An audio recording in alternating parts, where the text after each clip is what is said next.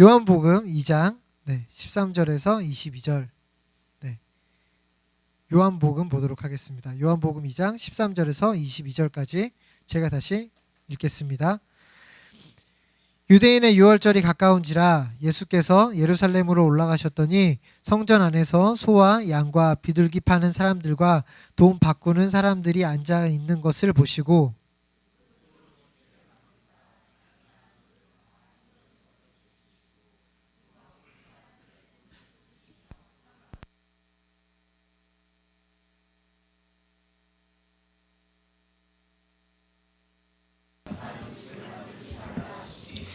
제자들이 성경 말씀에 주의 전을 사모하는 열심이 나를 삼키리라 한 것을 기억하더라.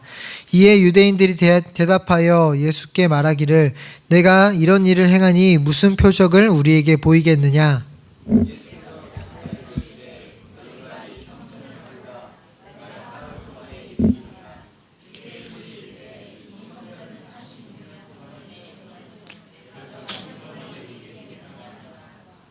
그러나 예수는 성전된 자기 육체를 가리켜 말씀하신 것이라. 마지막 절은 함께 읽겠습니다. 죽은 자 가운데서 살아나신 후에야 제자들이 이 말씀하신 것을 기억하고 성경과 예수께서 하신 말씀을 믿었더라. 아멘. 오늘은 누가복음이 아니고 요한복음 2장 13절에서 22절의 말씀을 가지고요. 메리 크리스마스라는 제목으로 오늘 말씀을 나누려고 합니다. 오늘 성탄절인데요. 세상은 오늘이 무슨 날인지 명확하게는 알지 모르면서 바쁘게 보냅니다. 그러나 우리는 아까 찬양 때 말해주신 것처럼 참 진리를 아는 자들로서 성탄절에 정말 다른 것이 아니라 예수님의 탄생, 그것 하나만으로도 세상과 비교할 수 없는 기쁨과 평안이 있는 오늘 하루가 되었으면 합니다. 작년 성탄절은 주일이었고요. 재작년 성탄절에 성탄 설교를 제가 했었는데요. 그 성탄 설교에 이어서 2탄으로 이어가 보도록 하겠습니다. 다 기억나시죠? 그때의 본문이 오늘 본문 바로 전에 예수님이 물로 포도주를 바꾼 그 사건이었습니다. 그 땅이 이 땅에서 예수님이 오셔서 보이셨던 첫 표적이셨고요. 그것은 단순히 신기한 마술이나 내가 물을 포도주로도 바꿀 수 있다, 이것이 아니라 앞으로 내가 어떤 사역을 할 것이다, 그 사역의 예고편이었습니다. 오늘 본문도 연장선상에서 예수님이 무엇을 위해 이 땅에 오셨는지, 예수님의 사역이 어떤 목적을 향하고 있는지를 잘 나타내 주고 있습니다. 그런데 오늘 본문만, 앞뒤 문맥 자르고 오늘 본문만 보면 우리가 생각하는 예수님의 모습과 다소 어울리지 않는 예수님의 성품이 나타나는 것 같습니다. 예수님은 다 품어주실 것 같은데 오늘 본문의 예수님은 내쫓으시고 쏟으셨으며 엎으시는 모습이 나타나고 있습니다. 이건 사랑의 예수님과 잘 매치가 않는 것처럼 보인다라는 거죠.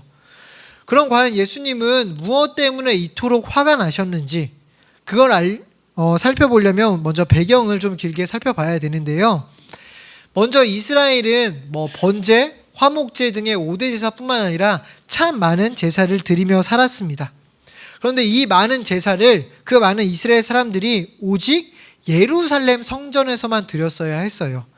그렇기에 타 지역, 예루살렘이 아닌 타 지역에 사는 사람들은 제사를 드리기 위해서 오랜 여행을 했어야 됐다라는 것입니다.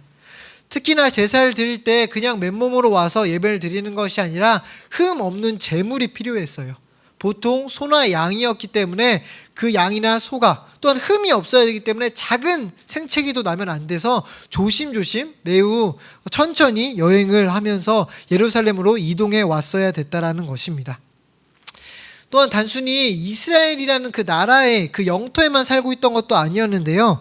왜냐하면 다윗 왕궁이 멸망한 뒤 아주 오랜 기간 동안 여러 나라들이 바뀌어가면서 포로 생활을 하던 중에 포로 귀환을 해서 원래 이스라엘의 영토였던 곳에 살고 있던 자들도 있었지만 포로로 잡혀갔던 곳에서 태어나고 자라면서 계속 그곳에 정착하며 살았던 사람들도 많이 있었습니다. 근데 그게 이제 몇 년 지난 게 아니라 몇백 년이 지나면서 다른 나라에 거주하고 있는 유대인의 숫자가 어마어마한 숫자가 되었다라는 것이죠. 그런데 그 다른 나라에 있던 유대인들도 제사를 위해서는 특히 1년에 한 번은 꼭 예루살렘으로 와야 했었어요. 그러다 보니까 고대 근동의 기록에 따르면 보통 어떤 절기에 18만 명, 약 18만 명의 숫자가 예루살렘을 찾아와서 제사를 드렸다라고 합니다. 물론 우리는 100만 인구에 밀접해서 100만의 인구가 밀집해서 살고 있는 그 서울에 살고 있는 우리이기 때문에 18만 명이 별로 큰 숫자처럼 안 느껴지지만요, 당시에 예루살렘에 살고 있던 인구가 6만이래요. 그러니까 그 도시에 살고 있는 인구의 3배나 되는 인원이 제사를 드리러 왔다라는 것입니다. 이는 정말 어마어마한 숫자라는 거죠. 이렇게 되다 보니 필요에 의해서 제사 용품을 사고 파는 일들이 조금씩 생겨나기 시작했습니다. 처음에는 선한 의도였던 것으로 보여요. 왜냐하면 멀리서부터 오는 그 순례객들의 좀 돕기 위해서, 이웃사랑의 실천으로 작은 짐이라도 덜기 위한 이런 형태로 시작이 되었다라고 봅니다. 그런데 문제는 이 일이 돈이 되었다라는 거예요. 그냥 뭐 조금 필요한 물건을 주고 제값을 받고 이런 정도가 아니라 꽤 큰 돈이 오가는 가운데 이 일이 돈벌이가 된다는 소식을 대제사장이 들었습니다. 그래서 대제사장이 이 일을 듣고 이것을 독점해서 돈을 벌고자 하는 욕심을 보이기 시작합니다. 아니, 당시에 대제사장이 어떤 인물이었기 때문에 과연 가장 거룩하고 가장 신앙적이어야 될 사람이 돈을 내고 돈에 욕심을 보이는 이런 모습을 보이는지를 한번 살펴봐야 될 텐데요. 당시에 예수님 당시에는 대제사장이 아주 악한 사람이었습니다. 원래 대제사장이라고 한다면 아론의 계보로 시작되어서 제사만을 담당하는 특별한 계층입니다. 이들은 보통 11조로 생계를 유지해요. 그래서 이스라엘이 좀 부패했을 때 백성들이 수입은 있었지만 11조를 제대로 내지 않으니까 제사장들이 먹을 게 없었어요. 그래서 정말 너무 배가 고파서 제사를 그만드리고 밭을 가르러 가는, 농사를 지으러 가는 그런 좀 돈이랑은 약간 거리가 먼 인물들이 제사장들이었습니다. 그들이 하는 일들은 단순했어요. 그냥 당번을 전해서 매번 제사를 드리는 일입니다. 솔직히 말이 제사지 실제로 하는 일은 도축, 맨날 태우고 내장을 발라내는 약간 매력적인 그런 직업은 아니었다라고 볼 수 있습니다. 유일한 특권이라고 한다면 이스라엘을 대표해서 하나님 앞에 선다. 이것이 유일한 메리트였지, 영적으로 볼 땐 어마어마한 특권이었지만 세상적으로 볼 땐 하나도, 정말 고생만 엄청 하지 돈은 별로 벌지 못하는 그런 직업이었다라는 것입니다. 특히 제사장은 원래 세습직이었어요. 아론의 계보로 해서 계속 혈통적으로 이어지는 세습직이었기 때문에 제사장이 장래의 희망인 사람도 딱히 없었습니다. 이로 인해 과거 구약을 보면 거짓 선지자들은 너무나도 많았지만 거짓 제사장은 없던 것을 볼 수 있습니다. 그러나 포로 귀환 이후에 왕이나 기타 사사 등 기타 지도자들이 없는 부재한 상황 가운데 자연스럽게 제사장이 제사뿐만 아니라 이 모든 공동체의 리더, 지도자 역할까지 감당을 하게 됩니다.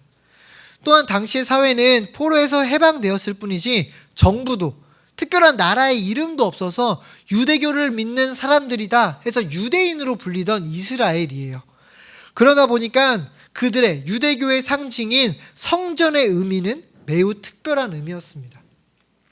성전에 대한 중요도도 커지니 당연히 성전에서 일하는 제사장의 비중도 훨씬 커졌죠. 이렇게 권력도 집중될 뿐만 아니라 가장 존경받는 직업, 선망하는 직업이 되다 보니 과거 섬김과 희생의 자리로 여겨졌던 제사장이 이제는 누구나 하고 싶은 촉망받는 직업이 되어버렸다라는 것입니다. 그런 가운데 예수님 당시의 대제사장은 정말 아무나 되어버렸어요. 당시에는 로마와 헤롯의 이중 압제를 받는 상황이었는데요. 이스라엘의 제사장인데 이스라엘의 제사장을 로마가 마음대로 선임할 수 있었습니다. 만약에 로마라고 한다면 어떤 자를 이스라엘의 제사장으로 선택하고 임명하겠습니까? 신앙심이 좋은 사람? 이스라엘을 사랑하는 사람? 아니겠죠. 그냥 로마의 말을 잘 듣는 사람, 또한 당시에는 로마에게 많은 돈을 내는 사람을 대제사장을 삼아 주었습니다.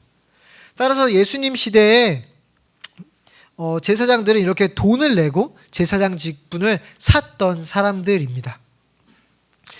그렇다면 이들은 그냥 권력을 얻기 위해서 돈을 내고 권력을 샀던 사람들이었을까요? 권력을 산 것뿐만 아니라 성전은 당시에 많은 돈이 모이는, 권력뿐만 아니라 돈에 대한 욕심까지 냈던 사람들입니다. 왜냐하면 앞서 이야기한 것처럼 성전은 하나님의 임재를 상징하는 곳이었어요. 그러니까 당연히 존귀하게 여겨지는 곳이었죠. 그렇기 때문에 최대한 자기네 것들을 최대한 바쳐서 금은보화로 장식하려고 했습니다. 포로로 돌아왔을 때에도 내가 살 집도 없었지만 내 집을 건축하기보다도 성전을 먼저 건축한 게 이스라엘의 모습이었어요. 이들의 자부심, 자존심 같은 것이었기 때문에 성전만큼은 멋져지길 바랬습니다. 이러한 필요를 알고 있었기 때문에 당시에 로마와 동시에 이들을 이렇게 통치하던 헤롯은 이스라엘의 호감을 얻기 위해서 성전을 리모델링 해줍니다. 이게 여기 본문에 나오는 46년 동안 지었다라는 말이 바로 그 말입니다. 헤롯이 46년 동안 좀 이렇게 포로 기한에서 작은 성전에 불과했는데요, 이 성전을 46년 동안 리모델링 해주었다라는 것이죠. 왜냐하면 이 일이 이스라엘 백성 개개인에게 조금씩 복지를 해주는 일보다 성전을 자체를 바꿔주는 게 이스라엘 전체의 호감을 사는 일인 것을 알고 있었기 때문이었습니다. 이렇게 성전은 돈이 모이는 곳이었어요. 또한 유대인들은 계명을 철저히 지켰는데 그 중에 성전세라는 것이 있었습니다. 그냥 1년에 반세겔 정도 내는 거였어요. 나라가 부강할 때는 그냥 가볍게 내던 돈이었습니다. 그러나 연이은 포로의 압제로 극빈한 지경, 오늘 먹고 살 돈도 없는 상황에서 성전세를 내었어야 된다는 거죠. 이런 상황에서 과부의 두랩돈이 있는 것입니다. 정말 내일은커녕 오늘 살 돈도 없는데 그 오늘 살 돈, 정말 그 긁어모은 돈마저도 성전으로 모이고 있었다라는 것이 바로 예수님 당시의 이스라엘 성전이었습니다. 그렇기 때문에 안나스 가문 같은 자들이 많은 돈을 내고서라도 로마에 그렇게 돈을 갖다 바치고서라도 대제사장이 되려고 했던 것이죠. 왜냐하면 되고 나면 바쳤던 돈보다 훨씬 큰 돈을 얻을 수 있었기 때문입니다. 물론 왕이나 다른 사람들이 있었을 당시에는 성전의 돈이 당연히 제사장 돈으로 들어갈 수 없었어요. 그러나 예수님 당시에는 거의 무정부시대나 다름없었기 때문에 이를 통제할 기구나 사람이 존재하지 않았습니다. 만약 이 일에 어떤 목소리를 낸다면 저항하면 반역죄로 끌려갈 뿐이었죠. 이렇게 성전의 용품을 거래하는 장사를 독점하다 보니 엄청난 수수료를 부과해도 어떻게 할 수 없었습니다. 이 엄청난 수수료를 감당하지 못해서 정말 다시 처음으로 돌아가서 멀리서부터 겨우 양을 데리고 와서 며칠 동안 여행해서 딱 제물로 드리려고 할 때 이 제물도 드리지 못하게 했어요. 왜냐하면 제물을 검수하는 사람들도 이 대제사장들 무리였기 때문에 잘 가지고 온 제물도 생트집을 잡아서 이거 적합하지 못하다고, 여기 바로 하고, 이런 부분은 이거 제사 제물에게 적합하지 않으니 우리가 준비해놓은, 우리가 장사하고 있는 이 제물을 바치라고 했습니다. 기껏 가져온 제물은 빼앗기고 높은 수수료로 이 제물을 사서 드릴 수밖에 없었던 것이 당시의 상황이었다라는 거죠. 아까 말했던 그 성전세의 경우에도 특정한 동전으로만 내라고 했어요. 그러다 보니 각자 살고 있는 나라에 그 돈으로 낼 수 없었던 거죠. 당연히 환전을 해야 했는데 이 환전할 때의 수수료도 어마어마했습니다. 오늘 예수님이 뒤엎으신 성전이 바로 이런 상황이었다라는 거예요. 이런 강도의 소굴이 되어버린 상황이었습니다. 단순히 제사를 드리러 온 사람들에게 물이나 삶은 계란 이런 거 파는 매점을 지금 뒤엎으신 것이 아니라 이런 강도의 소굴, 이렇게 특권을 악용해서 자신의 이득만을 취하고 있던 제사장들에게 보였던 행동이었다라는 것이었습니다. 물론 유대인들도 제사장들은 너무 싫었어요. 그런데 어쩔 수 없었습니다. 제사장들이 싫다고 제사를 안 드릴 수 없었기 때문에, 그렇다고 지거늘하게 상대방들은 절대적인 권력을 가진 층이었기 때문에 속으로 삭힐 수밖에 없었다라는 거죠. 그런데 오늘 모두가 머리로, 상상으로 집으로 돌아가면서 상상만 해봤을 법한 일을 오늘 예수님이 대신 해주셨다라는 것입니다. 진짜 감히 성전에서 제사장들 무리가 지금 하고 있는 그 상을 뒤엎으셨다라는 거예요. 그러자 정말 유대인들은 속으로는 엄청 통쾌해하면서 물어봤습니다. 그 내용이 18절 내용인데요. 18절 본문을 좀 원문을 살려서 잘 해석하면 이런 내용입니다. 당신 도대체 어떤 권리로 이런 일을 하셨습니까? 제사장이 인정해준 장사인데 이것을 지금 못하게 막으시다니, 혹시 당신은 제사장보다 높은 권력을 가진 사람이십니까? 만일 그렇다면 그것을 입증할 만한 표적을 우리에게 보여주십시오. 이렇게 질문을 하고 있는 것입니다. 이런 질문이라면 우리 생각에는 옛날 암행어사처럼 마패라도 보여주면서 나 이런 사람입니다, 딱 보여주면 대단하신 분이군요, 이렇게 할 것 같은데, 예수님은 뜬금없이 19절처럼 말씀하십니다. 우리 19절만 한번 같이 읽어보도록 하겠습니다. 함께 읽겠습니다. 시작.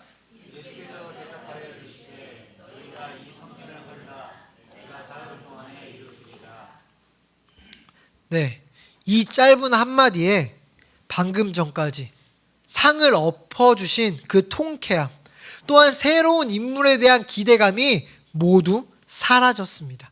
그리고 남게 된 것은 적대감 하나였습니다. 왜냐하면 이들은 폭리를 취하는 제사장이 불만이지, 성전에서 드리는 제사 자체는 이들에게 정말 생명과도 같은 것이었어요. 특히 아까도 말씀드렸지만 원래 성전 자체도 굉장히 자부심 자체였는데, 이제는 헤롯이 46년에 걸쳐서 어마어마하게 리모델링해줘서 이들에게 자부심 그 자체였어요. 정말 이스라엘 유대인들을 상징하는 그 심볼인데 그것을 허물어 버리겠대요. 그리고는 고작 3일 만에, 정말 장난치는 것도 아니고 우리를 놀리는 것도 아니고 고작 3일 만에 그 성전을 다시 짓겠다고 하니 화가 나서 따져 묻는 태도로 전환할 수밖에 없는 유대인들이었다는 것입니다. 이렇게 성전에서 행하던 악한 관행을 뒤엎으신 히어로, 그런 히어로가 될 수 있던 예수님이었지만 굳이 뒤에 성전을 허문다는 말을 더하셔서, 또한 3일 만에 그것을 다시 짓겠다는 말을 하심으로 말미암아 생겼던 호감을 없애셨습니다.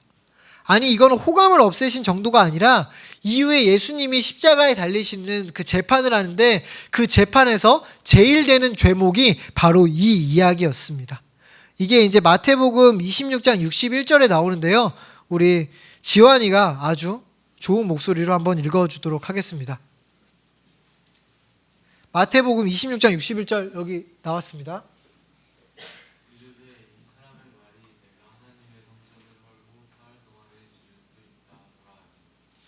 네, 이렇게 재판에서 이런 식으로 고발했다라는 거예요. 이렇게, 아니 성전을 건드리다니, 성전이 무너진다고 하다니, 이건 유대인들이라면 모두 공감할 신성모독이었던 것입니다. 그리고 그렇기에 이것을 여기서 그냥 재판에서만 한번 말했을 뿐만 아니라 십자가에 달리시던 그 순간까지 이 말로 인해 조롱을 받는 모습도 나타납니다. 마가복음 15장 29절에서 30절인데요. 이건 우리 다영이가 한번 읽어주도록 하겠습니다. 네.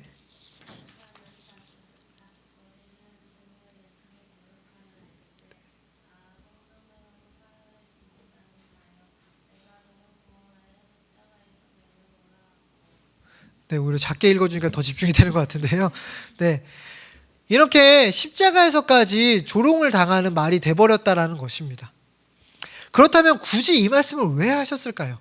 이 말씀 안 하셨으면 히어로로 정말 더 많은 무리가 예수님을 따르며 더 통쾌해하며 더 큰 무리가 될 수 있었을 텐데, 예수님이 실현하실 분도 아니고 그렇다고 이 말을 했을 때 어떤 반응을 보이실지 모르셨을 분도 아닌데 왜 굳이 하셨을까요? 왜냐하면 이 가르침이 성전을 청결케 하셨던 그 사건보다 훨씬 중요해서이기 때문입니다. 예수님은 오늘 사건처럼 잠시 성전을 깨끗게 하시는 이 정도, 오늘 한번 내쫓는 이 정도를 넘어서 성전을 완성시키시는 분이십니다. 또한 이들이 얘기했던 표적, 그 표적에 대한 대답이었던 거예요. 자신이 성전을 무너뜨리고 3일 만에 다시 지을 그리스도이심을 나타내시는 표적이었던 가르침이었단 말입니다. 그렇기에 오늘 기억에 남아야 될 것이 바로 이 19절이라는 거예요. 이것이 오늘 설교의 핵심입니다. 보통 우리는 십자가를 생각하면 그 은혜, 그 거룩한 보혈로 인하여서 우리의 죄가 씻겨짐, 그것을 생각합니다. 물론 엄청난 은혜이고 십자가의 보혈 이 한 가지만으로도 충분한 은혜이지만, 하나님이 우리에게 부어주신, 예수님을 통하여서 부어주신 그 십자가의 은혜의 일부분밖에 되지 않는다라는 거죠. 우리 한 구절만 더 찾아보려고 하는데요. 마가복음 15장 37절에서 38절을 우리 영환이가 큰 목소리로 읽어주도록 하겠습니다. 네. 예수께서 큰 소리를 지르시고 숨기시니라. 이에 성소의장이 위로부터 아래까지 찢어져 들리니라. 네.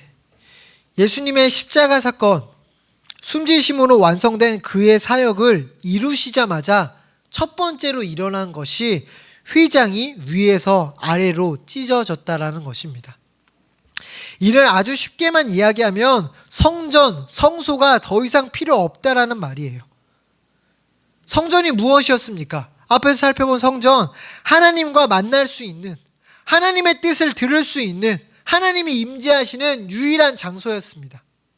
그랬기에 대제사장이라는 아주 특정한 사람만, 특정한 절기에 제사를 힘입어서 겨우 하나님을 만나러 들어갈 수 있었던 곳이 성전이었어요. 그런데 이제 휘장이 찢어졌습니다. 그렇다면 하나님이 이제 성전에서 떠나신 것일까요? 우선은 맞는 이야기입니다. 왜냐하면 이제 예루살렘 성전에만 계시지 않기 때문입니다. 하나님은 이제 새로운 성전에 거하십니다. 그럼 그 새로운 성전은 어딜까요? 바티칸일까요? 아니면 오늘 여기 같이 걷는 교회일까요? 물론 맞을 수도 있지만 정확한 답은 우리의 새로운 성전, 완벽한 성전은 바로 예수님이라는 것입니다. 예수님이 친히 우리의 성전이 되어주셨습니다. 이것은 정말 엄청난 은혜예요. 우리가 제사 예배드리기 위해서 어떤 특정 지역으로, 예루살렘으로 갈 필요가 없다라는 것입니다. 어디나 계시는 예수님을 힘입어서 모든 장소에서 하나님께 나아가 하나님의 임재를 경험할 수 있게 되었다라는 것입니다. 이 일이 누구에게 일어난 일입니까? 12 제자입니까? 아니면 당시에 유대인들만 경험한 일입니까? 우리 모두, 예수님을 믿는 우리 모두에게 일어난 일이, 이 놀라운 은혜가 바로 이것이라는 것입니다. 올해가 이제 거의 끝나가는데요. 올해가 종교개혁 500주년이라고 해서 참 많은 행사들이 있었습니다. 그럼 500년 전에 종교개혁은 과연 왜 일어났을까요? 다른 여러 가지 이유가 있었겠지만요. 종교개혁이 일어나기 전 기독교가 국교가 되어버리자 기독교 자체에 어마어마한 권력을 가지게 되었어요. 이 가지게 된 권력을 독점하고자 교황 측에서 일반 성도들이 성경을 모르게 하기에 힘썼습니다. 참 아이러니하죠. 성경을 알려줘야 될 사람들인데 성경을 모르게 하기에 더 힘썼다라는 거예요. 왜냐하면 그래야 성경을 마음껏 조작해서 자기의 권력을 유지할 수 있었기 때문입니다. 이렇게 갈수록 아둔하게 하고 갈수록 가리우다 보니까 정말 지금 생각해보면 너무 어이없는, 면죄부라는 종이 하나, 이거 사야만 죄가 사해진다라고 했어요. 지금 만약에 교황청에서 그걸 팔거나 어떤 교회에서 그걸 팔기 시작하면 초등학생도 안 살 겁니다. 근데 얼마나 시대가 가리워졌었는지, 얼마나 권력을 독점했었는지, 이 사기극이 널리 모든 사람들이 다 속는 일이 발생했었다라는 것입니다. 그로 인해 권력을 가진 교황청은 면죄부를 팔면서 마치 예수님 시대에 장사하던 대제사장들과 같이 엄청난 수익, 엄청난 돈을 벌어들일 수 있었습니다. 이 일에 저항하여 종교개혁이 일어났습니다. 종교개혁을 일으킨 사람들이 외쳤던 말 중에 만인 제사장설이 있습니다. 그것은 그냥 쉽게 교황이나 사제 등 어떤 사람이 중재자가 되어야만 하나님께 나아갈 수 있는 게 아니라는 가르침이에요. 누구든지 예수님으로 말미암아 하나님 앞에 언제든 나아갈 수 있다라는 가르침이었습니다. 그러니까 굳이 고해성사를 하려고 신부님께 나아갈 필요가 없다라는 거죠. 오늘 골방에 들어가 우리가 예수님의 이름으로 기도할 때 하나님의 면전으로 나아갈 수 있게 된다라는 것이 핵심 가르침이었습니다. 그렇다면 이 일을 정말 칼빈과 루터의 업적으로만 이야기할 수 있을까요? 물론 이들이 한 일도 어마어마한 일이지만 결국은 예수님이 이미 이루어 놓으신 일을 다시금 상기시킨, 다시금 깨닫게 한 일에 지나지 않는다라는 것입니다. 그렇다면 이제 이 시대로 렌즈를 옮겨서 오늘날에 한번 적용을 해보려고 합니다.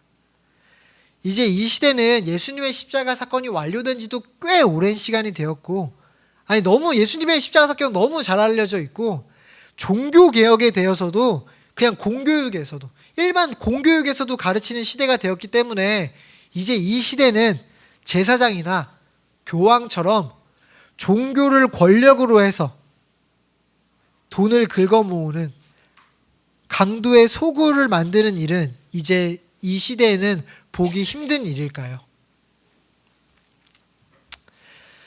안타깝게도 요새 JTBC 뉴스에 교회가 자주 등장하고 있습니다.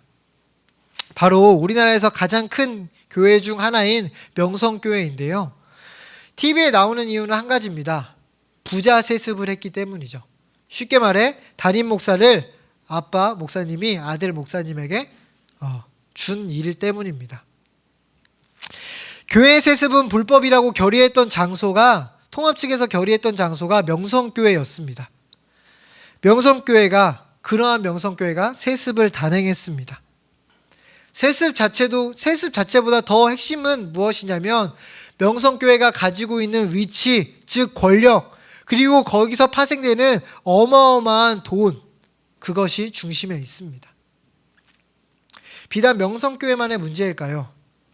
저와 목사님이 공부한 우리 교단의 신학교인 총신대학교는 늘 문제였지만 요새는 정말 갈 때까지 가 있는 상황입니다. 지금 전 총장이 정말 많은 잡음을 일으켰었는데요. 그 총장이 드디어 사퇴했습니다. 그러자 총장의 자리를 공석으로 둘 수 없다며 사퇴한 지 몇 시간 후에 이사회를 열어서 새로운 총장을 선출했습니다. 그 새로운 총장이 몇 시간 전에 사퇴했던 바로 그 문제 많은 총장입니다. 네. 이게 정말 무슨 코미디입니까? 학자도 아닌 그 사람이 총장을 계속하려고 하는 이유는 딱 한 가지입니다.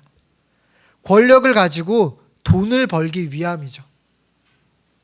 실제로 금품을 건네받고 총신대 직원을 뽑은 사건으로 인해서 재판을 받은 이력이 있는 사람입니다. 계속해서 총신대를 자신의 개인 사유화하기 위해서 노력을 하고 있습니다. 늘 우리는 교회에 이런 사건들이 있을 때 혀를 차며 일부의 문제다, 우리는 저들과 같지 않다라는 이야기들을 하는 모습들이 많이 있습니다. 얼마 전에 제가 아빠랑 대화할 일이 있어서 막 이야기를 하던 중에 명성교회 등의 이런 교회의 아픈 이야기들 이야기했습니다. 그랬더니 아빠가 하는 말이 아빠가 볼 땐 대부분의 교회가 그렇다라는 것이었습니다. 교인들은 보통 이런 교회의 안타까운 일들이 일부라고 이야기하지만 밖에서 볼 땐 대부분의 교회가 세상의 기업과 크게 다르지 않다라는 것이죠. 뉴스에 나오지 않았고 법을 어기지 않았을 뿐이지 보통 교회들에 있는 문제들, 천문학적으로 드는 교회 건축, 일부 권력자들이 주도해버리는 비정상적인 의사결정, 재정의 불투명한 사용 등이 정말 많은 곳에서 나타납니다. 특히 이제 목회자 과세 문제가 났었는데요. 많은 목회자들이 순교할 각오로 과세를 막겠다라는 헤드라인으로 이렇게 뉴스가 나왔던 일도 있었습니다.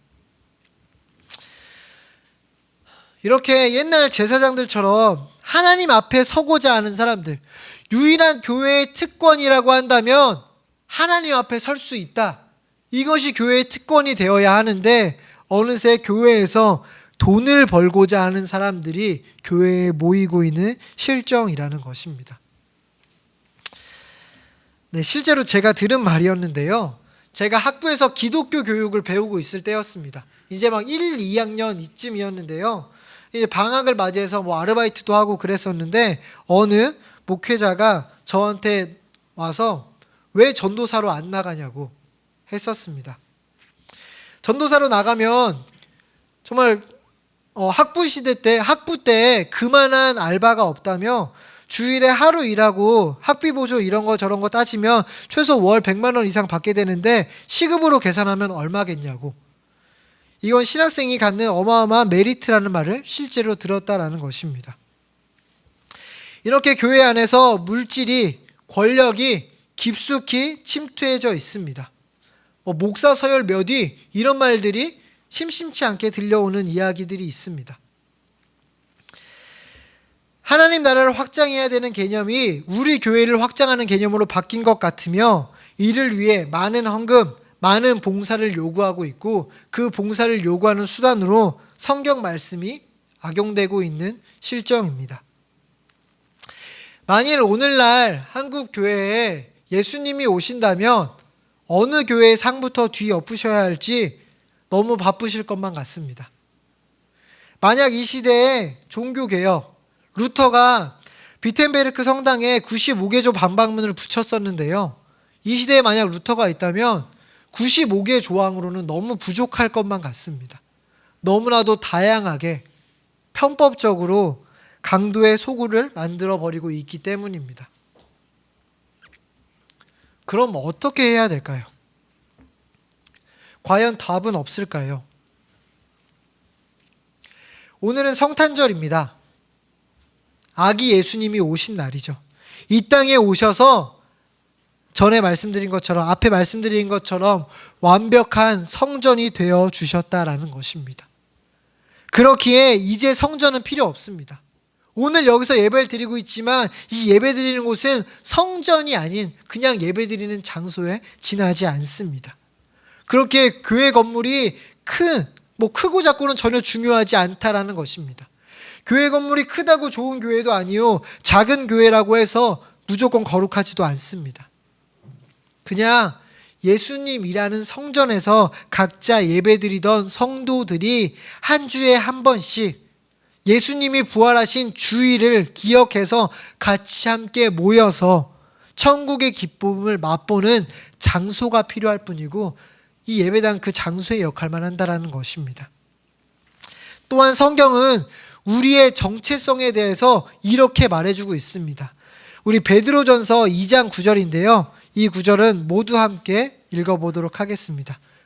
네, 베드로전서 2장 9절 함께 읽도록 하겠습니다. 시작.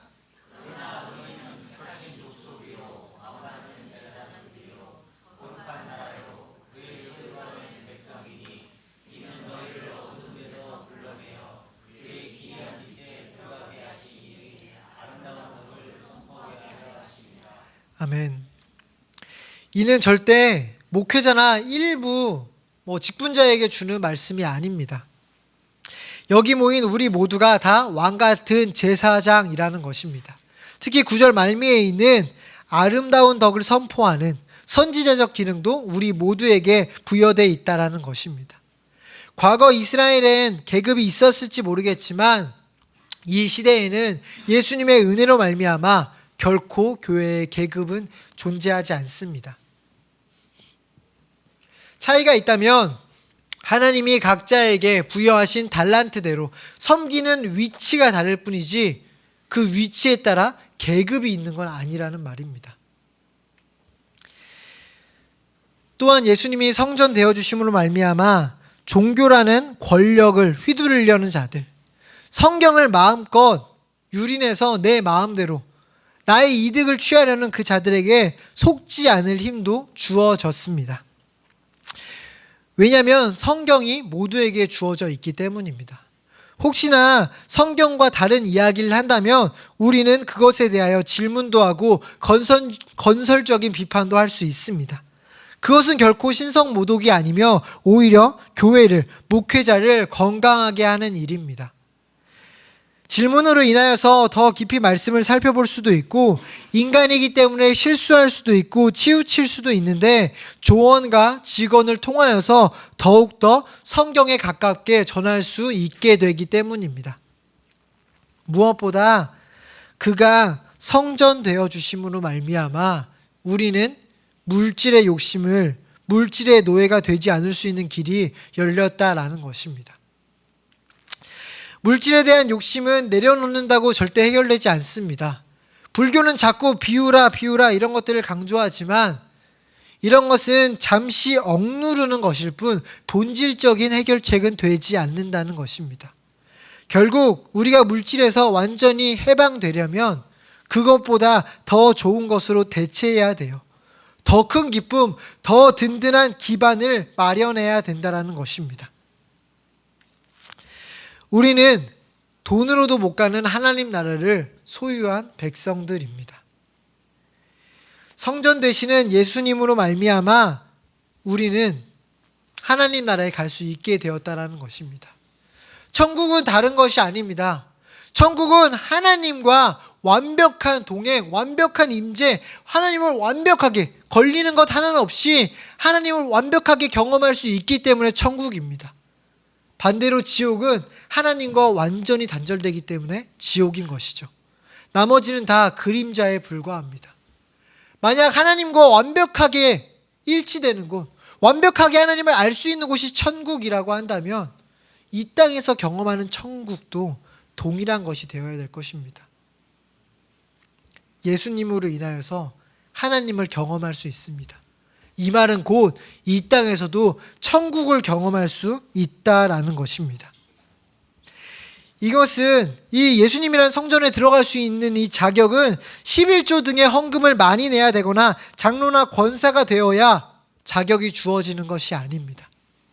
이미 우리는 예수 그리스도의 십자가 사건으로 인하여서 모두 다 최고의 티켓을 값없이 은혜로만 받은 자들이라는 것입니다. 이렇게 결국 수많은 문제들의 해결책은 예수님을 깊이 묵상하는 것입니다. 서두에도 얘기했지만 세상은 이날이 누구의 날인지 모릅니다. 자기 나름대로 기쁨을 만들어내려고 노력하지만 우리는 특권을 가진 자로서 성전이신 예수님께 나아가 마음껏 예배해야 합니다. 특히 적어도 불자들도 석가탄신일 만큼은 그들을 나름대로 잘 지키려고 하는데 오늘 우리도 정말 오늘만이라도 성전 되신 예수님 앞에 나아가 정말 예배하는 데 힘쓰는 하루가 되었으면 합니다. 그런다고 뭐가 변할까요? 세상뿐 아니라 대부분의 크리스찬들도 다 그렇게 사는데 나 혼자 아둥바둥하고 굳이 성탄절마저도 예배하기에 힘쓴다면 그런다고 해서 뭐가 변할까? 한두 사람 그래봤자 아무것도 안 변해.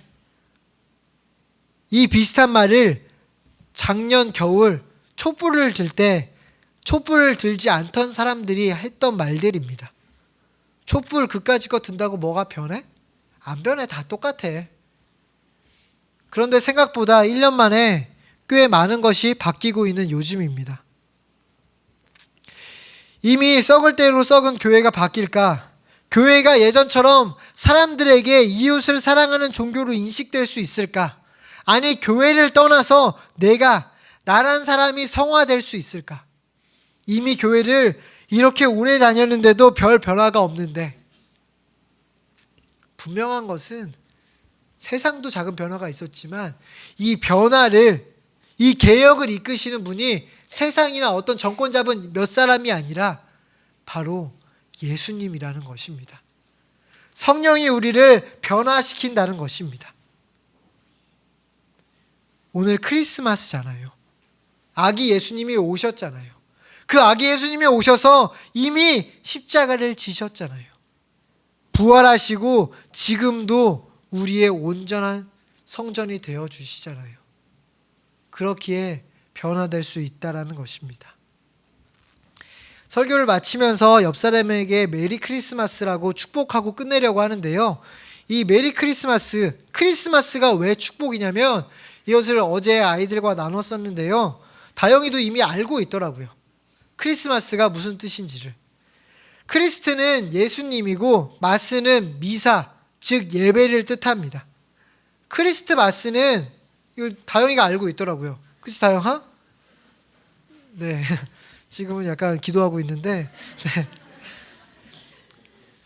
크리스마스, 이 말 뜻 자체부터가 예수님을 예배하는 날이라는 것입니다. 근데 우리는 수많이 크리스마스를 외치지만 예수님은 예배하고 있지 못하다라는 거죠. 그러니까 메리 크리스마스, 즐거운 예수님을 예배하는 날, 그 날이 오늘이 되었으면 합니다. 우리 마지막으로 옆 사람에게 축복하면서 끝냈으면 좋겠습니다. 메리 크리스마스.